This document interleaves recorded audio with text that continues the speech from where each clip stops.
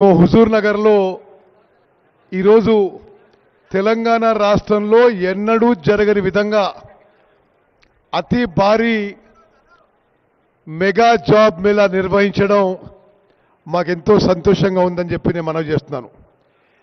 ఈరోజు ఉదయం ఇంటర్వ్యూస్ మొదలై ఇప్పటి వరకే 250 యువతకి 250 మంది యువతీ యువకులకి జాబ్ ఆఫర్ లెటర్స్ ఇవ్వడం జరిగింది.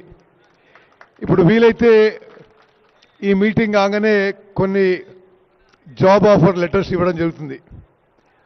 హుజూర్ నగర్లో కోదాడలో కాంగ్రెస్ పార్టీ ముఖ్యులతో సంప్రదించి మరి గ్రామీణ యువతకి రూరల్ యూత్కి ఎంప్లాయ్మెంట్ విషయంలో చాలా తీవ్రమైన సమస్యలు అనే విషయాన్ని గుర్తించి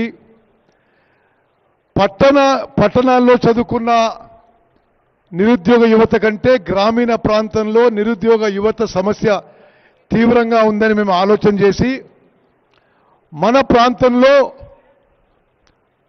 రాష్ట్రంలో దేశంలో ప్రముఖ కంపెనీలను ఆహ్వానించి ఇక్కడ హుజూర్ నగర్లో జాబ్ మేళా నిర్వహించాలని చెప్పి మేము ఆలోచన చేసి ముందుకు పోయాం.